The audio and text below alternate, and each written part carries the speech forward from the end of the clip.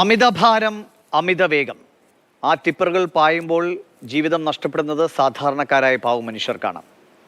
ചിലർ ഏക പ്രതീക്ഷകൾ തകർന്ന് ഇനി എങ്ങനെ ജീവിക്കുമെന്ന് പോലും അറിയാത്ത അവസ്ഥയിലേക്ക് പോകുമ്പോൾ, ചിലർ ജീവൻ മാത്രം തിരികെ കിട്ടി ഇനി എങ്ങനെ മുന്നോട്ട് എന്ന വലിയ പ്രതിസന്ധിയിൽ നിൽക്കുന്നു. മാതൃഭൂമി ന്യൂസ് പരമ്പര ടിപ്പറല്ല റിപ്പർ.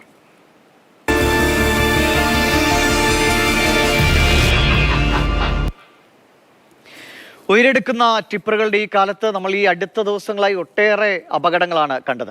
കഴിഞ്ഞ ദിവസം തിരുവനന്തപുരം ബാലരാമപുരത്ത് അനന്തു എന്ന ചെറുപ്പക്കാരന് ജീവൻ നഷ്ടമായതും അശ്രദ്ധമായി അമിത വേഗത്തിൽ അമിത ലോഡുമായി എത്തിയ ടിപ്പർ തന്നെയാണ്. ഇപ്പോൾ അതിന് ദിവസങ്ങൾക്ക് മുൻപ് വിഴിഞ്ഞത്ത് തന്നെ മറ്റൊരു ദുരന്തവും ഉണ്ടായി. തലനാരിഴയ്ക്ക് ജീവൻ തിരിച്ചു കിട്ടി. പക്ഷേ നടക്കാൻ പോലും കഴിയാത്ത അവസ്ഥയിൽ ദുരിതത്തിലാണ് സന്ധ്യാറാണി എന്ന അധ്യാപിക.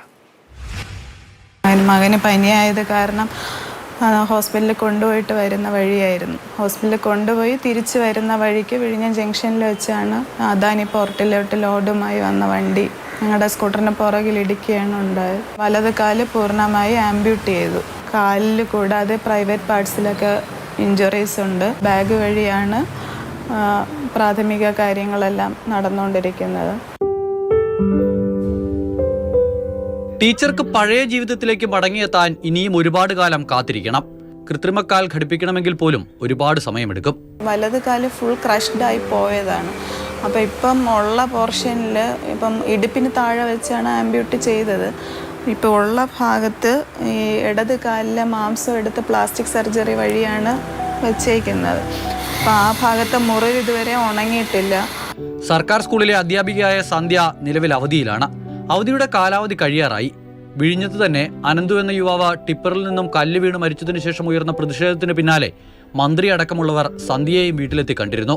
അവധി കഴിയാറായി. അപ്പോൾ ഇനി ലീവിൽ എന്തെങ്കിലും വിദ്യാഭ്യാസ മന്ത്രി എന്നുള്ള രീതിയിൽ ചെയ്തു തരാം. നഷ്ടപരിഹാരത്തിനായി മുഖ്യമന്ത്രിക്ക് ഒരു നിവേദനം കൊടുക്കാനാണ് പറഞ്ഞിട്ടുള്ളത്. ഭീമമായ തുകയാണ് ചികിത്സയ്ക്കായി കുടുംബത്തിന് ചിലവായത്. സാമ്പത്തിക സഹായങ്ങളൊന്നും ഇതുവരെയും ലഭിച്ചിട്ടില്ല. ഉത്തരവാദിത്തപ്പെട്ടവർ ഇതുവരെ തിരിഞ്ഞു നോക്കിയില്ല എന്നതാണ് വാസ്തവം. അദാനിയുടെ വണ്ടിയാണ് ഇടിച്ചത്. പക്ഷെ അദാനി പോർട്ടുകാരുടെ ഭാഗത്തു നിന്ന് ഇതുവരെയും ഈ ദിവസം വരെയും ആരും ഞങ്ങളെ കോണ്ടാക്ട് ചെയ്തിട്ടില്ല. അപകട സമയത്ത് 5 വയസ്സുകാരനായ മകനും ഒപ്പമുണ്ടായിരുന്നു. അതിന്റെ ഞെട്ടൽ ആ കുഞ്ഞിന്റെ മുഖത്തു നിന്നും മാഞ്ഞിട്ടില്ല. മകനെ ഒപ്പമിരുത്തി പഴയ ജീവിതത്തിലേക്കുള്ള മടങ്ങിവരവിനായി കാത്തിരിക്കുകയാണ് ഈ അമ്മ. സന്ധ്യ ടീച്ചറെ പോലെ എത്രയോ പേരുടെ ജീവിതം പ്രതിസന്ധിയിലായി പോയിട്ടുണ്ട്. അനന്തുവിനെ പോലെ എത്രയോ പേർ അപ്രതീക്ഷിതമായി മരണപ്പെട്ടിട്ടുണ്ട്. എന്നിട്ടും ടിപ്പറുകളുടെയും മരണപ്പാച്ചിലിന് ഒരു കുറവുമില്ല. വലിയ വാഹനത്തിലിരുന്ന് മരണപ്പാച്ചിൽ നടത്തുന്ന നിങ്ങൾ ഓർക്കേണ്ടത് നിങ്ങളുടേതുപോലെ തന്നെയുള്ള ജീവനുകളാണ് ചെറുവാഹനങ്ങളിലും കാൽനടയുമായുമൊക്കെ നിരത്തിലൂടെയുള്ളതെന്ന്. നെല്ലൈ മുരുകനൊപ്പം അമൽ തൻപറമ്പിൽ, മാതൃഭൂമി ന്യൂസ്. ഈ ദുരന്ത ചിത്രങ്ങൾ ഇങ്ങനെ ഒട്ടനവധി നമ്മുടെ മുന്നിൽ കൺമുന്നിൽ ഉണ്ടായെങ്കിലും ഇപ്പോഴും അതിലൊന്നും ഒരു മാറ്റം, അമിതവേഗം, അമിതഭാരം, ഇതിലൊന്നും ഒരു മാറ്റം വരുത്താൻ ആരും തയ്യാറാകുന്നില്ല എന്നാണ്. അത് നമ്മൾ കോഴിക്കോട് മുക്കത്ത് കരിങ്കല്ല് കയറ്റി വരുന്ന എക്സ്ട്രാ ബോഡിയൊക്കെ ഘടിപ്പിച്ച് ടിപ്പർ ലോറികൾ ഇങ്ങനെ ഒരു തടസ്സവുമില്ലാതെ സർവീസ് നടത്തുകയാണ്. മുക്കത്ത് ബൈക്കിൽ സഞ്ചരിച്ച് ഞങ്ങളുടെ പ്രതിനിധികൾ ആ കാഴ്ചകൾ നേരിട്ട് കാണും.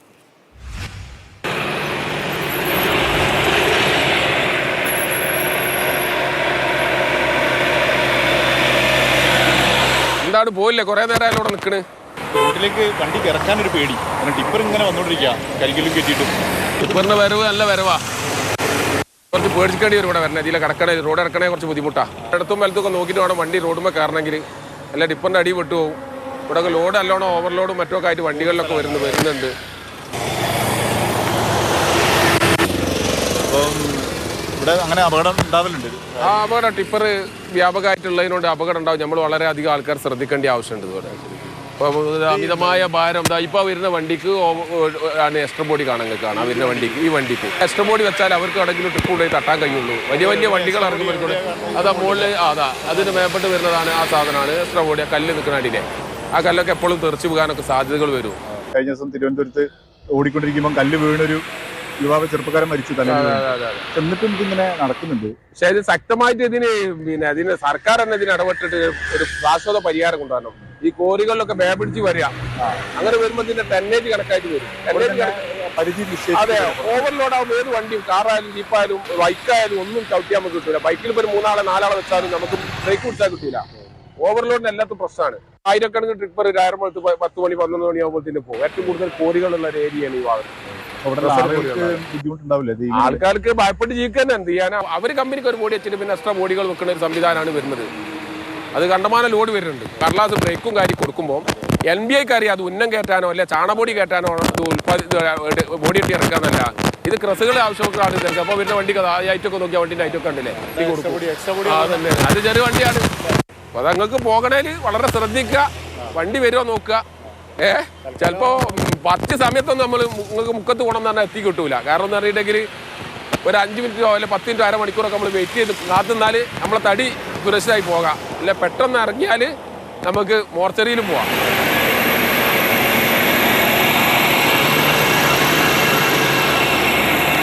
ശ്രദ്ധിച്ചാൽ അവനെ നന്നാവും.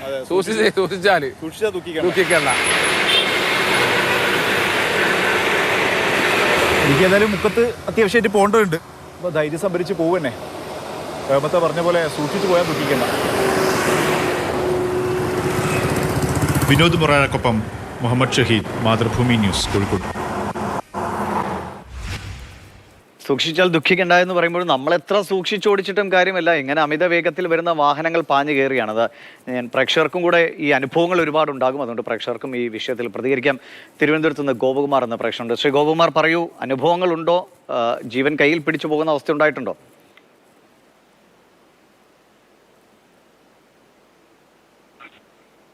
ഉണ്ടോ? ഫോണിലുണ്ടോ ശ്രീ ഗോപകുമാർ?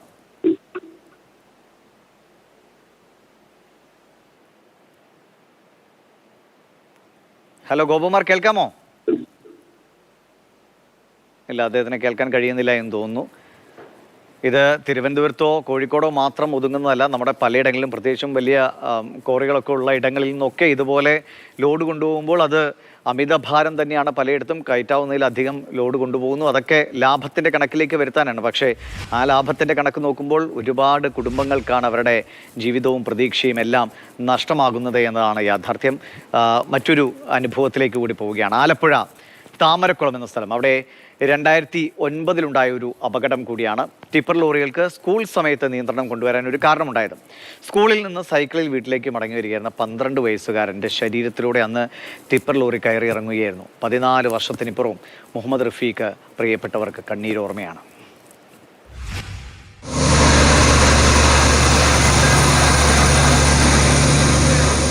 സ്കൂളിൽ നിന്ന് പോയിച്ചു വരുന്ന വഴിക്കുന്ന സംഭവമാണ്. സ്കൂൾ വിട്ട് വരുന്ന വഴി അവനും എൻ്റെ കൊച്ചച്ഛൻ്റെ മകനും ബാക്കി കുട്ടികളുടെ ആ കയറ്റം കയറി വരും. കൊച്ചച്ഛൻ്റെ മകൻ്റെ സൈക്കിളിൻ്റെ ചെയിൻ കക്കി. അപ്പോൾ അവൻ ആ സൈഡിൽ നിന്ന് ഇട്ട് കൊടുത്തുകൊണ്ടിരുന്ന ഒരു ബാക്കിക്കാരന് ഓവർടേക്ക് ചെയ്ത് വന്നതാണ് ഈ പാറയും വണ്ടി. അപ്പോൾ വടകരയുള്ള വിംബ്രോക്ക് എന്ന് പറയുന്ന ആളുടെ ആ സ്ഥാപനത്തിലെ വണ്ടിയാണ് വന്ന് അപകടം ഉണ്ടാക്കിയത്. അങ്ങനെ സ്പോട്ടിൽ വെച്ച് മരിക്കുകയാണ് ഉണ്ടായത്.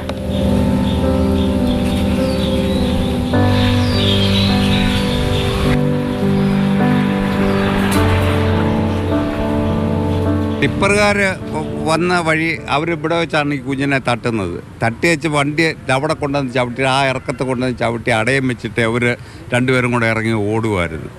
ഓടി അവർ പുഞ്ച വഴി ഇങ്ങനെ അങ്ങ് പോയി കഴിഞ്ഞ് പിന്നെ ആൾക്കാരെല്ലാവരും കൂടെ കൂടി 1.5 മിനിറ്റിലുമായിട്ട് വന്ന ലോറിയാണ്. അത് ആ സൈഡിൽ കൊണ്ടുവന്ന് ആൾക്കാരെല്ലാം കൂടെ രാത്രി കത്തിക്കാനായിട്ട് പെട്രോളെല്ലാമായിട്ട് വന്ന് ലാസ്റ്റ് പെട്രോൾ ഒഴിച്ച് കത്തിച്ചു. പിന്നെ അന്ന് മുതലാണ് സ്കൂൾ ടൈമിന് റെസ്ട്രിക്ഷൻ കൽപ്പിച്ചത്. എൻ്റെ അപകടത്തിന് ശേഷം 2 ആഴ്ചയ്ക്ക് ശേഷം 3 കുഞ്ഞുങ്ങൾ ഒന്നിച്ച് ടിപ്പർ അപകടം ഉണ്ടായി. അതിനുശേഷം അധികൃതരെല്ലാം ഇടപെട്ടു.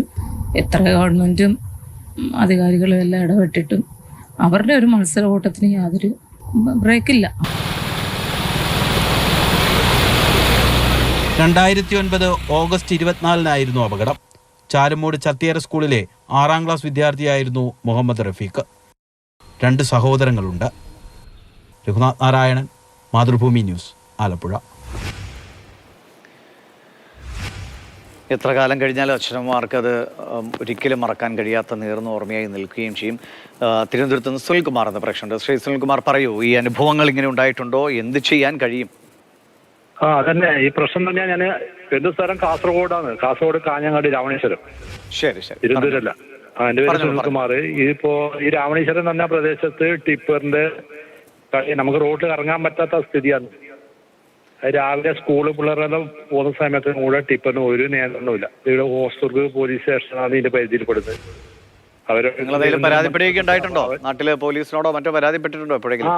അവിടെ ഹോസ്ദുർഗ് കാഞ്ഞങ്ങാട് പോലീസ് സ്റ്റേഷനിൽ എന്തെങ്കിലും പരാതി കൊടുത്താൽ അവർ തമ്മിൽ കണക്റ്റഡ് ആണ്. നമ്മൾ എന്തെങ്കിലും പരാതി പറഞ്ഞാൽ ടിപ്പറുമായിട്ട് അവർ തമ്മിൽ കണക്ഷൻ ചെയ്ത് നമ്മളെ ഭീഷണിപ്പെടുത്തുന്നു. അങ്ങനെ ഭീഷണിയും ഏൽക്കേണ്ടി വന്നു അല്ലേ? ടിപ്പറാറ് നമ്മളെ ഭീഷണിപ്പെടുത്തും. നിങ്ങൾ പരാതി കൊടുത്തിന് നമ്മളെല്ലാം അറിയുന്നുണ്ട്, നമ്മളെല്ലാം കാണുന്നുണ്ട്. അപ്പോൾ അവർക്ക് വേണ്ട സംവിധാനം പൈസയും കാര്യമെല്ലാം അവർക്ക് ഇവർ ടിപ്പറാർ കൊടുക്കുന്നുണ്ട്. അതുകൊണ്ട് നമ്മൾ എന്ത് കംപ്ലൈന്റ് ചെയ്താലും അവര് ഗൗനിക്കുന്നില്ല.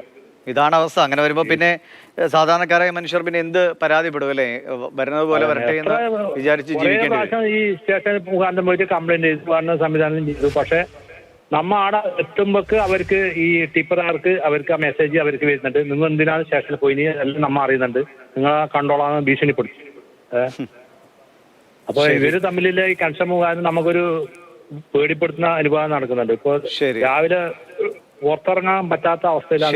ശരി സുനിൽകുമാർ, അങ്ങ് പറഞ്ഞതിൽ നിന്ന് മനസ്സിലായി. ഇപ്പൊ സാധാരണക്കാർ ഇതൊക്കെ അനുഭവിച്ചു കഴിഞ്ഞാൽ ഒന്ന് പരാതിപ്പെടാമെന്ന് വിചാരിച്ചാൽ ചെല്ലുമ്പോഴേക്കും ഭീഷണിയായിരിക്കും അടുത്ത കോളിൽ വരുന്നത്. പിന്നെ എന്ത് ചെയ്യാനാണ്? ഇതാണ് നമ്മുടെ സംവിധാനങ്ങൾ ഇങ്ങനെ തന്നെ ഇതിനെയൊക്കെ പാലൂട്ടി വളർത്തിയാൽ എന്ത് ചെയ്യും? അടൂരിൽ നിന്ന് മറ്റൊരു പ്രേക്ഷകൻ കൂടി ചേരുന്നുണ്ട്. എന്താണ് പറയൂ, ഇങ്ങനെ അനുഭവങ്ങളുണ്ടോ? ഇപ്പോൾ നമ്മൾ നേരത്തെ ആലപ്പുഴയിൽ ഒരു കുഞ്ഞിന്റെ മരണത്തെക്കുറിച്ചുള്ള റിപ്പോർട്ട് കൂടി കാണിച്ചിരുന്നു.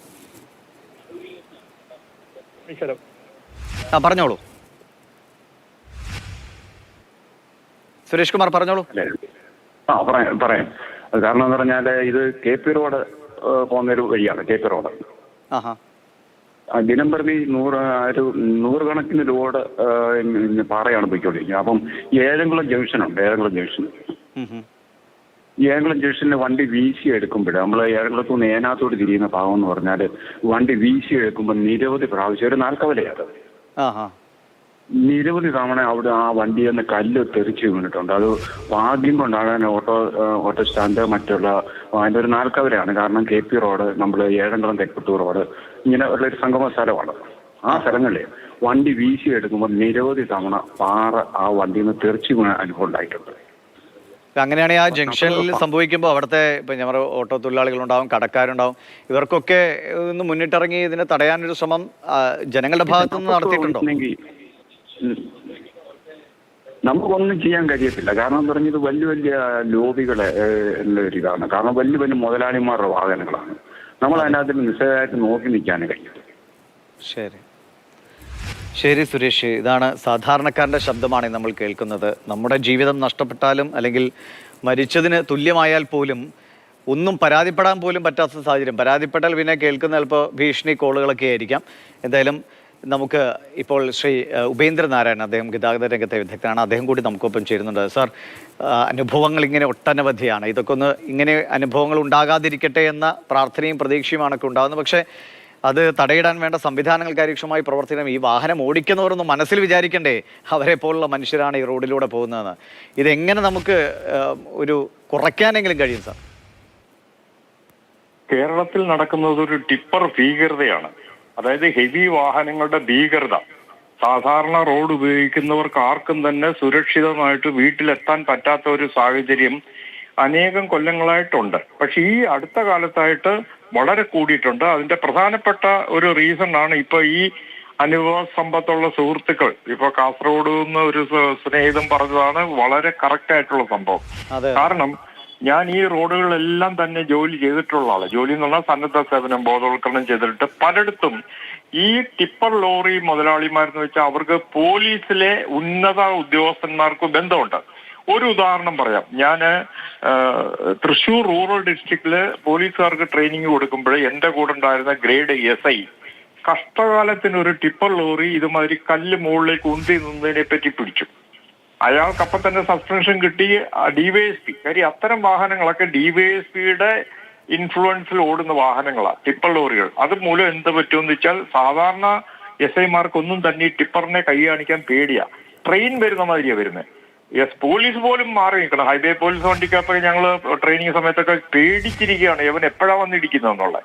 അപ്പോൾ ഈ ഭീകരത, ടിപ്പർ ഭീകരത നിർത്തണമെങ്കിൽ സംസ്ഥാനത്ത് ഒരു ഉദ്യോഗസ്ഥൻ വേണം.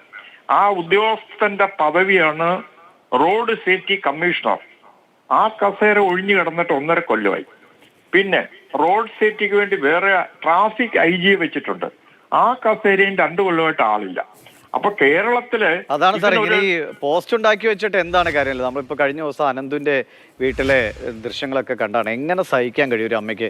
10-27 വയസ്സായ മകൻ എന്താ പഠിക്കാൻ പോകുമ്പോൾ അവനിപ്പോൾ പോയിട്ട് വൈകുന്നേരം വരുമെന്ന് പ്രതീക്ഷിച്ചിരിക്കുന്ന അമ്മയുടെ അടുത്തേക്ക് അവൻ്റെ ജീവനറ്റ ശരീരമാണ് എത്തുന്നത്. ആ കുടുംബം മുഴുവൻ തകർന്നു പോകില്ലേ? എങ്ങനെ അവർക്ക് മറികടക്കാൻ കഴിയും? അപ്പോൾ അത്രയ്ക്ക് അശ്രദ്ധമായി വാഹനങ്ങൾ ഓടിക്കുക. നമുക്ക് വികസനമൊക്കെ വേണം, എല്ലാം വേണം, റോഡ് വേണം, പോർട്ട് വേണം, ഒക്കെ ശരി. പക്ഷെ മനുഷ്യനിവിടെ സുരക്ഷിതമായി ജീവിച്ചിരിക്കുകയും കൂടി വേണമല്ലോ. എന്തുകൊണ്ട് ഇങ്ങനെ ഈ പോസ്റ്റുകളൊക്കെ ഉണ്ടാക്കി വെറുതെ ഒരു വഴിപാട് പോലെ ഇട്ടിരിക്കുന്നു? നടപടി എടുക്കേണ്ടത് ഈ വീട്ടിൽ സന്ദർശിക്കുന്ന മന്ത്രിമാരടക്കമുള്ള ആളുകളല്ലേ ഇതിന് ശക്തമായ നടപടി എടുക്കേണ്ടത്? തീർച്ചയായിട്ടും. കാര്യം ഓരോ MLA-മാർക്ക് ഇതിന്റെ ഗുണഭോക്താക്കൾ ഇവരൊക്കെ തന്നെയാണ്. കാരണം ആശുപത്രികള് MACT, motor accident crimes tribunal advocates ഒക്കെ തന്നെ അതത് MLA-മാർക്ക്, എല്ലാ MLA-മാരെ പറ്റി അല്ല ഞാൻ പറയുന്നത്, ചില മന്ത്രിമാർക്ക്, ഇൻഫ്ലുവൻഷ്യൽ ആൾക്കാർക്ക്, പോലീസിലെ സബ് ഡിവിഷൻ ഓഫീസർമാർക്കൊക്കെ നല്ല കാശ് കൊടുക്കുന്നുണ്ട്. ഇപ്പൊ തുറന്നു പറയാതെ നിവൃത്തിയില്ല. എനിക്കെതിരെ തന്നെ ഈ MACT കേസുകൾ ഉണ്ട്. എന്ന് വെച്ചാൽ ഇപ്പൊ സിവിൽ കേസ്, എന്റെ ഒരു പ്രോപ്പർട്ടിയുടെ കാര്യത്തിൽ ഒരു MACT വക്കീൽ എന്നെ കോടതി കയറ്റി ഇറക്കാൻ തുടങ്ങിയിട്ട് 12 കൊല്ലമായി. കാരണം റോഡ് അപകടങ്ങൾ കുറയ്ക്കാൻ വേണ്ടി ബോധവൽക്കരണം ചെയ്തതിനാണ്. എല്ലാ സ്ഥലത്തും ഈ ടിപ്പർ ലോറികളുടെ ഒരു വലിയ ശൃംഖല ഭീകരത സൃഷ്ടിച്ചുകൊണ്ട് പോകുന്നുണ്ട്. അങ്കമാലി അടുത്ത് 5 പേരെ കൊന്ന ഒരു ബസ്, അയാൾക്ക് 8 ബസ്സുണ്ട്. ഇപ്പോഴും നിരന്തരം പേടിച്ച് ഞാൻ പോലും പരാതി കൊടുത്തിട്ട് ഒരു നടപടിയും ഉണ്ടാവില്ല. കാര്യം അവർക്കൊക്കെ തന്നെ ഹൈലി ഇൻഫ്ലുവൻഷ്യൽ ആണ്. അപ്പൊ എന്താണ് വേണ്ടതെന്ന് വെച്ച് കഴിഞ്ഞാൽ ഇതിനൊരു ഒരു നിർബാധിത തുടരാൻ പറ്റില്ല. ഇതിനൊരു ഫുൾ സ്റ്റോപ്പ് വേണം. ഇപ്പോ ടിപ്പർ ലോറികളുടെ ഘടന തന്നെ മാറ്റി. നേരത്തെ സെമി ഫോർവേഡ് കൺട്രോൾ വാഹനമായിരുന്നു ടിപ്പറിന് പകരം ഓടിക്കൊണ്ടിരുന്നത്. ടിപ്പറും അങ്ങനെയായിരുന്നു. അപ്പൊ ഡ്രൈവർ ഉണ്ടാവും, ക്ലീനർ ഉണ്ടാവും. ഇപ്പോഴത്തെ ലോറിയിലൊന്നും തന്നെ ക്ലീനർ ഇല്ല. ലെഫ്റ്റ് സൈഡിൽ എന്ത് സംഭവിക്കുന്നു എന്നുള്ളത് ഡ്രൈവർക്ക് കാണാൻ ആ മിറർ മാത്രമേ ഉള്ളൂ, പലപ്പോഴും കാണില്ല. പിന്നെ ഈ അഡ്വാൻസ്ഡ് സ്റ്റേജിലെ ടിപ്പർ ലോറികളെല്ലാം തന്നെ 30 ടൺ വരെ ഗ്രോസ് ലോഡ് കയറ്റാമെന്നുള്ള RC ബുക്കുകളുണ്ടെങ്കിൽ 60 ടൺ 70 ടൺ വരെ അവർ കയറ്റിക്കൊണ്ട് ഓടിക്കുമ്പോൾ ഡ്രൈവർക്ക് കംഫർട്ട് കൂട്ടാനായിട്ട് എയർ കണ്ടീഷനിങ് ചെയ്ത് കൊടുത്തിട്ടുണ്ട്, കൂളിംഗ് ഫിലിം ഒട്ടിച്ചിട്ടുണ്ട്. അവൻ മൊബൈൽ ഫോൺ ഉപയോഗിച്ചുകൊണ്ടാണ് വണ്ടികൾ ഓടുന്നത്. ഒന്ന് തുടരാമോ? ഞാനൊരു പ്രേക്ഷകനിലേക്ക് കൂടി പോകാം. തിരുവനന്തപുരത്ത് നിന്ന് ബാബു എന്ന പ്രേക്ഷകനുണ്ട്. ശ്രീ ബാബു പറയൂ, ഏതെങ്കിലും സമയത്ത് ഇതുപോലുള്ള അപകട മുൻപിൽ എത്തിയിട്ടുണ്ടോ? കൺമുന്നിൽ കാണുന്നുണ്ടോ ഈ നിയമലംഘനങ്ങൾ? പറഞ്ഞോളൂ. അതെ സാർ, അപകട സാധ്യത ഏറെ ഉള്ളതാണ്. തിരുവല്ലം ടു വിഴിഞ്ഞം ടിപ്പറുകളുടെ ഒരു നിരയാണ്. അശാസ്ത്രീയമായിട്ടുള്ള തിരുവല്ലം പാലത്തിന്റെ നിർമ്മാണം മൂലം ഒരുപാട് അപകടങ്ങൾ ഉണ്ടാവുന്നുണ്ട്. അതുപോലെ തിരുവല്ലത്തിരിക്കുന്ന ഒരു ടോൾ അത് ഒഴിവാക്കിക്കൊണ്ട് ചെറിയ റോഡിലൂടെ, പഴയ MC റോഡിലൂടെ ഈ ടിപ്പറുകളും അതേ രീതിയിൽ തന്നെ ട്രെയിൻ പോകും പോലെയാണ് പോകുന്നത്. വേറെ വണ്ടികൾക്കൊന്നും പോകാനുള്ള സ്ഥലം പോലും കൊടുക്കുന്നില്ല. ബ്ലോക്കാക്കിയിട്ട് സ്കൂൾ കുട്ടികൾ, ഓഫീസിൽ പോകുന്നവരെ എല്ലാവരെയും വളരെ ബുദ്ധിമുട്ടിലാക്കിക്കൊണ്ട് പഴയ റോഡ് വഴി ഹെവി വാഹനങ്ങൾ കയറി പോകുന്നത് പോലും നാട്ടുകാർക്ക് അസഹനീയമായ ബുദ്ധിമുട്ടാണ് ഇവർ വരുത്തുന്നത്. പക്ഷെ ആരും ചോദിക്കാനില്ല. രണ്ടാമത്തെ കാര്യം, തിരുവല്ലത്ത് വന്ന് തിരുവല്ലം ജംഗ്ഷൻ, അതായത് പരശുരാമ സ്വാമി ക്ഷേത്രം അറിയാമല്ലോ, പരശുരാമ സ്വാമി ക്ഷേത്രം, ആ ക്ഷേത്രത്തിന്റെ അവിടെ വന്നിട്ട് ഈ റോഡിൽ വീണ്ടും ഹൈവേയിലേക്ക് ഇവർ കയറുകയാണ്. ഈ ഹൈവേയിലേക്ക് കയറുമ്പോഴത്തേക്കും ഒരൊറ്റ സ്റ്റെപ്പിൽ ഇവർക്ക് വളയ്ക്കാൻ പറ്റില്ല. ഇവർ ഫ്രണ്ട് കയറിയിട്ട് ബാക്ക് ഇറങ്ങും. പക്ഷെ ബാക്ക് എന്ന് പറഞ്ഞ വണ്ടിക്കാരൻ അറിഞ്ഞുകൂടാ ഈ വണ്ടി ബാക്ക് ഇറങ്ങും. ഇതിന് കിളിയോ ഒന്നുമില്ല, ഡ്രൈവർ മാത്രമേ ഉള്ളൂ, ഒരു സിഗ്നലും ഇല്ല. ഫ്രണ്ടിൽ കയറുക, തിരിച്ചിറങ്ങുക. എത്ര വണ്ടി അതിന്റെ അടിയിലായിട്ടുണ്ടെന്ന് അറിയാം. എത്രയോ പേര് വളരെ ആയുസിന്റെ ബലം കൊണ്ട് രക്ഷപ്പെട്ടിട്ടുണ്ടെന്ന് അറിയാമോ? ഇവർക്ക് ഒരു ഇതുമില്ല. പിന്നെ അവിടെ എപ്പോഴും പോലീസ് ഉണ്ടാവും. പോലീസ് എന്ന് പറഞ്ഞാൽ തിരുവല്ലം പാലത്തിന്റെ അവിടെ കയറി ഈ പറഞ്ഞ ടിപ്പറുകൾക്കെല്ലാം 200-500 പെറ്റി അടിച്ച് വിടുന്നതല്ലാതെ അത് അവരുടെ ഒരു പടി പോലെയാണ് അവർ അവിടെ നിന്ന് പിരിക്കുന്നത്. അല്ലാതെ വേറെ ഒരു ഇതുമില്ല. അല്ലെങ്കിൽ ഈ ചെറിയ റോഡിൽ കയറില്ല. നിങ്ങൾ ബൈപ്പാസ്, ഇത്രയും വലിയ ബൈപ്പാസ് കിടക്കുന്നുണ്ട്, ബൈപ്പാസ് വഴി പോകാൻ പറയില്ല, അങ്ങനെ ഒന്നും പറയില്ല. കൃത്യമാണ് ആളുകളുടെ ചിന്തകളാണ്. ഞാൻ ഉപേന്ദ്രൻ നാരായണൻ സാറിലേക്ക് ഒരിക്കൽ കൂടി. സാർ ഇപ്പോൾ കേട്ടില്ലേ, ഇതാണ് മനുഷ്യൻ്റെ അവസ്ഥ. നമ്മളിപ്പോൾ ഇത് ഒരു ചർച്ച ചെയ്താലോ അല്ലെങ്കിൽ വലിയ പ്രതിഷേധം നടത്തിയാലോ നമ്മുടെ നാട്ടിലെ കാര്യങ്ങളൊക്കെ അങ്ങ് ശരിയാകുമെന്ന് വെറുതെ മൂഢന്മാരായി ചിന്തിച്ചിട്ട് ഒരു കാര്യമില്ല. ഇതൊന്നും ശരിയാകാൻ പോകുന്നില്ല എന്നൊരു യാഥാർത്ഥ്യം നമ്മുടെ മുന്നിലുണ്ട്. പക്ഷേ ചർച്ചകൾ ചെയ്യുക, പ്രതിഷേധങ്ങൾ, എതിർപ്പുകൾ പറയുക, കുറച്ചെങ്കിലും ഈ വാഹനം ഓടിക്കുന്നവനെങ്കിലും ഒന്ന് മനസ്സുകൊണ്ട് വിചാരിക്കട്ടെ എന്നേ അർത്ഥമാക്കുന്നുള്ളൂ. ഒരു പ്രതീക്ഷയുണ്ടോ സത്യത്തിൽ സാർ ഈ നിയമപരമായി വാഹനങ്ങൾ കൃത്യമായി റോഡിലിറങ്ങുന്ന ഒരു കാലം നമ്മുടെ നാട്ടിൽ ഉണ്ടാകുമെന്ന്? കർശനമായ ട്രാഫിക് ലോ എൻഫോഴ്സ്മെന്റ് നടത്തണം. ഒന്ന്, അതിന് ഞാൻ പറഞ്ഞ മാതിരി ട്രാഫിക്കിന് വേണ്ടിയുള്ള IG രംഗത്തിറങ്ങണം. അദ്ദേഹത്തിന്റെ കീഴിൽ ട്രാഫിക് പോലീസ് സംവിധാനം, ഹൈവേ പോലീസ് സംവിധാനം ഉണ്ടാക്കണം. ഒരു 200 ഹൈവേ പോലീസ് പുതിയ വാഹനങ്ങൾ കൂടി നമുക്ക് വേണ്ടിയിരിക്കുന്നു. പിന്നെ റോഡ് സേഫ്റ്റി കമ്മീഷണറുടെ പോസ്റ്റ് ഉടനടി നികത്തണം. കഴിവുള്ള IPS ഓഫീസറെ നിയമിക്കണം. അത് മെയിൽ ആയിരിക്കണം, ഫീമെയിൽ ആകാൻ പാടില്ല. അടുത്തതായിട്ടുള്ളതെന്ന് വെച്ചാൽ വേ ബ്രിഡ്ജ്, അതായത് ഇപ്പൊ തന്നെ പോർട്ടബിൾ വേ ബ്രിഡ്ജ് ഉണ്ട്. ഇപ്പൊ ലോറി പോകുമ്പോൾ ലോറിയുടെ ഓരോ വീലിന്റെ അടിയിൽ നമുക്ക് പിടിപ്പിക്കാവുന്ന രീതിയിലുള്ള പോർട്ടബിൾ വേ ബ്രിഡ്ജ് മറ്റ് സ്റ്റേറ്റുകളിലൊക്കെ തന്നെ ഉപയോഗിക്കുന്നുണ്ട്. ഞാനിപ്പോ ഒറീസയിൽ കുറച്ച് ട്രെയിനിങ്ങിന് പോയിട്ട് വന്നതാണ്. അവിടെ എല്ലാം പോർട്ടബിൾ വേ ബ്രിഡ്ജ് ആണ്. നമ്മൾ വേ ബ്രിഡ്ജിലേക്കൊന്നും കൊണ്ടുപോകണ്ട. ഓരോ വീലും ജാക്കി ഇട്ട് പൊക്കിക്കൊണ്ട് അതിന്റെ അടിയിലേക്ക് വേ ബ്രിഡ്ജ് കയറ്റി വെച്ചിട്ട് അതിന്റെ സിസ്റ്റത്തിൽ കൂടെ എത്ര ഓവർലോഡ് ഉണ്ടെന്നറിയും. അതിന് വലിയ ശിക്ഷയാണ്. പക്ഷെ ഇവിടെ ശിക്ഷയുണ്ട് നിയമപ്രകാരം, പക്ഷെ അത് ചെയ്യുന്നില്ല. ചെയ്യാത്തത് അവിഹിത ബന്ധം നടക്കുന്നുണ്ട്. അല്ലേ, പദവികളൊന്നും ഇല്ലാത്തത് കൊണ്ടല്ലല്ലോ നമ്മുടെ നാട്ടിൽ, എല്ലാം ഉണ്ട്. പക്ഷേ അതൊക്കെ വേണ്ട രീതിയിൽ ചെയ്യാൻ നിയോഗിക്കപ്പെട്ടവർ അതൊന്നും ചെയ്യുന്നില്ല. അതാണിപ്പോൾ സാധാരണ മനുഷ്യരും പറഞ്ഞത്. അങ്ങയുടെ പ്രതികരണത്തിന് ഉയരെടുക്കുന്ന ടിപ്പറുകളെ കുറിച്ചാണ് നമ്മൾ പറയുന്നത്. കഴിഞ്ഞ ദിവസങ്ങളിൽ ടിപ്പറിൽ നിന്ന് കല്ല് തെറിച്ചു വീണ് ജീവൻ നഷ്ടമായ അനന്തുവിൻ്റെ അച്ഛൻ ശ്രീ എം അജുകുമാർ നമുക്കൊപ്പം തത്സമയം ചേരുന്നുണ്ട്. ശ്രീ അജുകുമാർ, മകൻ നഷ്ടപ്പെട്ട അച്ഛനെ ഇങ്ങനെ ഈ ഒരു ദിവസങ്ങൾക്കകം ഇങ്ങനെ പിടിച്ചിരുത്തി ക്യാമറയ്ക്ക് മുന്നിൽ ചോദ്യങ്ങൾ ചോദിക്കുന്നത് തന്നെ വിഷമകര കാര്യമാണ്. പക്ഷേ അങ്ങേക്കും അറിയാമല്ലോ, നമ്മുടെ നാട്ടിൽ നമ്മൾ ഇതൊക്കെ ഇങ്ങനെ ഈ ദുരന്തത്തിനിരയായെന്നവർ നിരന്തരം പറഞ്ഞേ മതിയാകൂ. ഇതൊക്കെ നിങ്ങൾ പറഞ്ഞെങ്കിലും കണ്ണ് തുറക്കേണ്ടവർ ഒന്ന് തുറന്നു കിട്ടിയാൽ അത്രയെങ്കിലും പൊതുസമൂഹത്തിന് നന്മ വരുമല്ലോ എന്ന് കരുതിയാണ്. ഈ മകൻ്റെ വിയോഗത്തിന് ശേഷം ഉത്തരവാദിത്തപ്പെട്ട ആരിൽ നിന്ന് എന്തെങ്കിലും നിങ്ങളോട് സംസാരിക്കുകയുണ്ടായിട്ടുണ്ടോ? ഇതിലൊരു ആശ്വാസമോ നീതിയോ ഒന്നുമില്ല. നിങ്ങളെ സംബന്ധിച്ച് ഇനി എന്ത് കിട്ടാനാണ്? പക്ഷേ ഒരു എന്തെങ്കിലും രീതിയിൽ കരുത്ത് പകരുന്ന ഒരു വാക്കുകളോ പ്രവർത്തികളോ ഉണ്ടായിട്ടുണ്ടോ?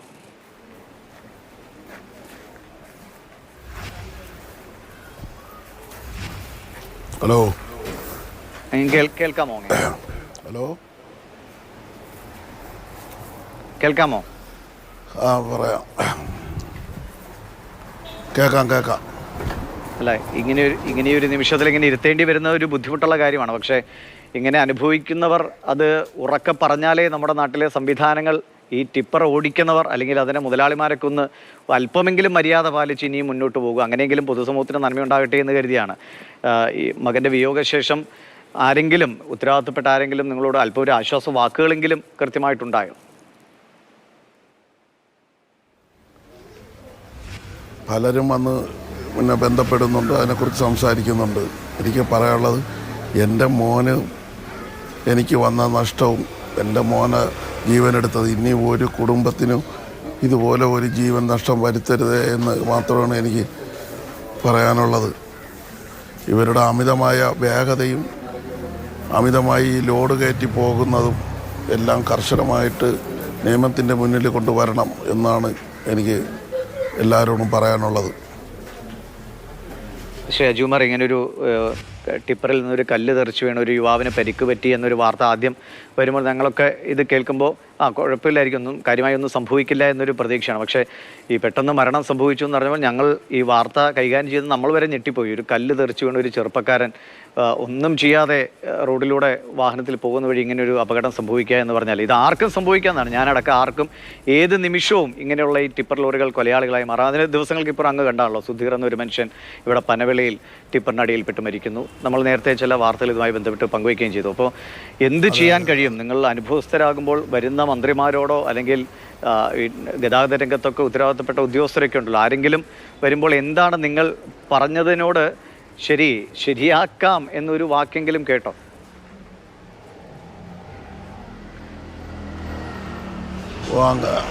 ശരിയാക്കാമെന്ന് തന്നെ എന്നോട് സബ് കളക്ടറൊക്കെ വന്ന് പറഞ്ഞിട്ട് പോയത്. ഞാൻ അവരുടെ അടുത്ത് ആവശ്യപ്പെട്ട ഇതാണ്, എൻ്റെ മകൻ്റെ ജീവൻ എടുത്തവർ ഇനി ഒരു ജീവൻ ഇതുപോലെ എടുക്കരുത്. ഇത് എനിക്ക് എൻ്റെ മകൻ നഷ്ടപ്പെട്ടു. ആ രണ്ട് പെൺകുട്ടികൾക്ക് ഒരു അച്ഛനെയാണ് നഷ്ടപ്പെട്ടത്. അതിൻ്റെ അടുത്ത ദിവസം എൻ്റെ മകൻ നഷ്ടമായ എൻ്റെ അടുത്ത ദിവസമാണ് ആ രണ്ട് പെൺകുട്ടികൾക്ക് ഒരു അച്ഛനില്ലാതായത്. അപ്പോൾ അതുപോലെ ഇനി ഇവരുടെ നിയമത്തിന് മുന്നിൽ കൊണ്ടുവരണം. ഒരു കുടുംബത്തിലും ഇനി ഇങ്ങനെ ഒരു നഷ്ടം ഉണ്ടാവരുത്. ഇപ്പോൾ അവിടെ നാട്ടുകാരുടെ ഭാഗത്ത് നിന്ന് വലിയ പ്രതിഷേധങ്ങളൊക്കെ ഉണ്ടായി. സ്വാഭാവികമാണല്ലോ, നമ്മുടെ കൂട്ടത്തിൽ ഒരാൾക്ക് ഇങ്ങനെ ഒരു അത്യാഹിതം സംഭവിച്ചാൽ ആരും വൈകാരികമായി പ്രതികരിക്കും. പക്ഷേ ഇപ്പോൾ അദാനി ഗ്രൂപ്പ് പറയുന്നത് ഞങ്ങൾക്ക് അതിൽ ഉത്തരവാദിത്വമില്ല എന്നൊക്കെ പറഞ്ഞാൽ അവർ ഒഴിഞ്ഞു മാറും. അങ്ങനെ ഒഴിഞ്ഞു മാറാൻ കഴിയുന്നതല്ലല്ലോ. നമുക്ക് വികസനവും കാര്യങ്ങളൊക്കെ വേണം, പക്ഷേ അതിനെ ചുറ്റുപാടുമുള്ള മനുഷ്യർക്ക് സുരക്ഷിതമായി ജീവിക്കാൻ പറ്റുന്ന സാഹചര്യം വേണം. ഇതിന് ശേഷവും ഈ ടിപ്പറുകളൊക്കെ കടന്നു പോകുന്നത് ഇതുപോലെ അമിതഭാരം നിറച്ചു തന്നെയാണോ? അങ്ങേക്ക് കാണാൻ കഴിഞ്ഞോ? നാട്ടുകാരൊക്കെ എന്ത് പറയുന്നു?